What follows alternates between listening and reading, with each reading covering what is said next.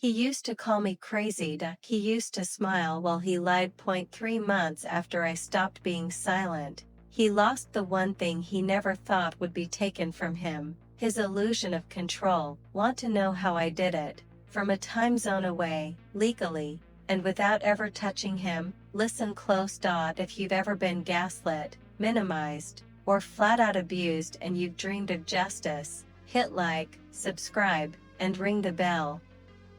This one's for anyone who's been told they're overreacting. Now, the story. I still remember the sound of his laughter as if it had a shape, a short, dismissive puff, like someone cutting the ribbon on a package they already owned. He was the sort of person who cultivated charm like a hobby and used it as a weapon. In front of others he was warm, witty, and impossibly put together. Behind closed DMs and late-night calls, he became sharp, small, and cruel. I lived a time zone away, a blessing that made physical safety possible, but also a cursed distance. Muffled the worst things he said, but it didn't erase the tremor that followed me into work, into sleep, into the answers I gave strangers when they asked about my day. He had power, not a title on a business card, but a network.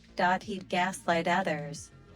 I wasn't the first. The private message changed everything. He accused me of overreacting when I confronted him about something he'd done to another person.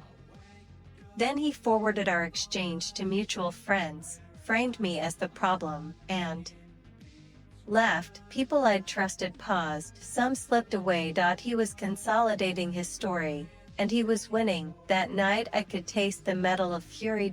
My hands went cold. My chest folded into a knot. I knew two things. 1. I would not be silent.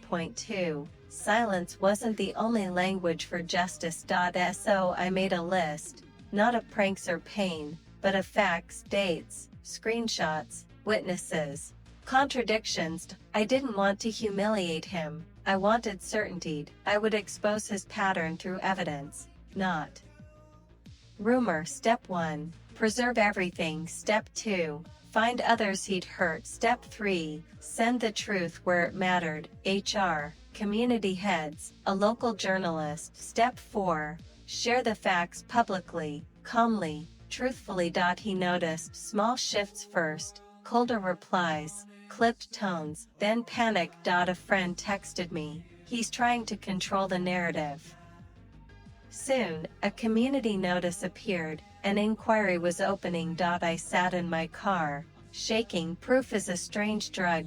It's not sweet, it's heavy. Questions began to spread. His partners pulled away. Where charm once ruled, silence took over. When facts sit on the table, charm dies quietly. I remember the taste of coffee the morning his email came. Metallic and sharp. My heart hammered in my throat. I felt guilty for the relief, but it was real. I whispered to myself, you did the right thing. You were not dramatic. You were not overreacting. Are you okay? A friend asked. I don't know, I said, but I know I did the right thing.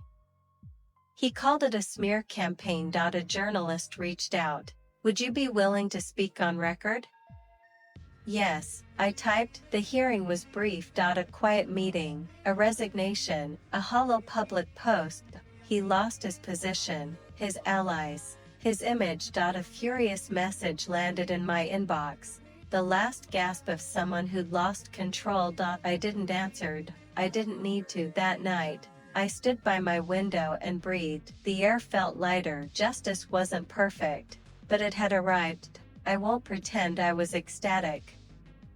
What I felt was validation, a kind of peace that rebuilds your self-worth. The best revenge wasn't humiliation, it was reclaiming my voice and making the space safer for whoever might have come next. Truth was the thread that finally unraveled him. If this story hit home, like the video and share your own experience in the comments. No names, just strength. If you're in danger, reach out to someone you trust. Subscribe for more stories like this, and remember, your voice matters.